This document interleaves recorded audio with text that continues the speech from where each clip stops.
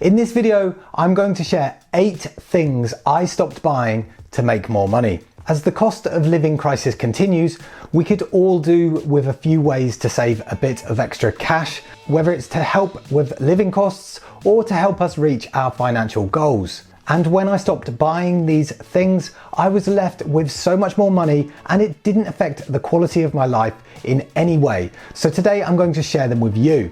Now, some of these may be a bit debatable, so let us know if you agree or disagree with these in the comments below, and feel free to share the things you stopped buying below also.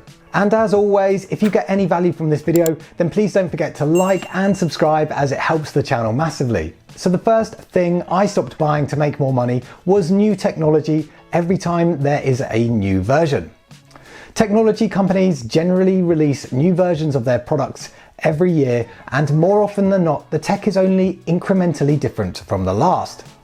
So you really don't need to buy the new version each time one is released. Unless I break something, or something is fundamentally different with the technology that I need in my life, then I will not bother upgrading.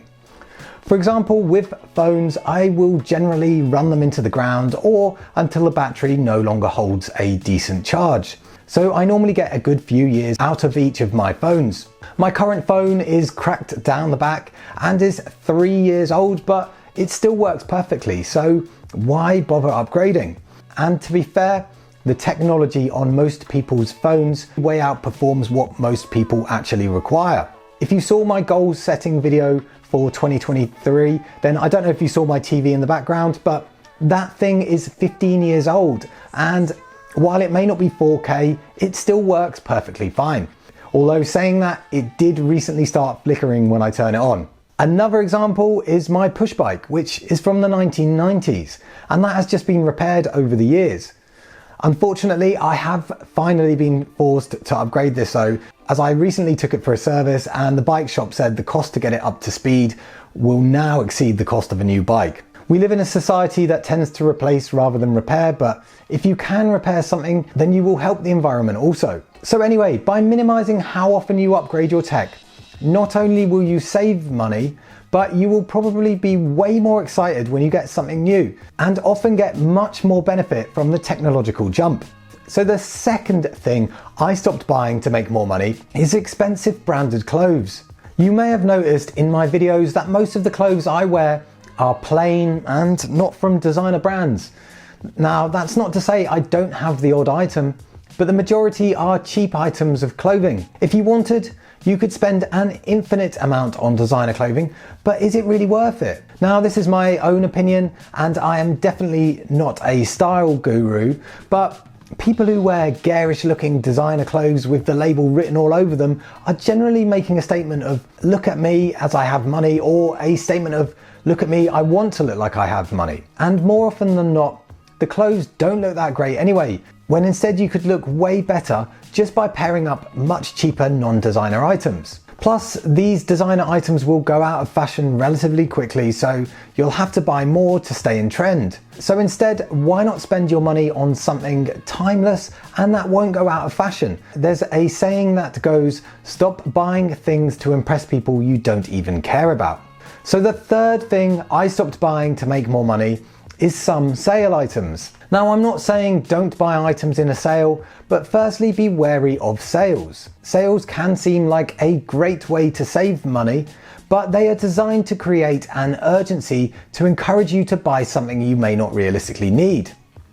If you were going to buy an item anyway, and the item is cheaper in the sale, then that's great, then go ahead and buy it. I mentioned in a previous video that when I was at university, there was a sports shop in Brighton that was forever having a closing down sale. And after 3 years at uni, it still hadn't shut down. So it created this urgency for people to have a look and potentially buy something. But you should also be wary of companies inflating prices before a sale only to return it to its normal price in the sale. A good site for tracking prices is PriceSpy, and you can see how product prices change over time. So the fourth thing I stopped buying to make more money is branded products. There is a common misconception that something that is more expensive means better quality.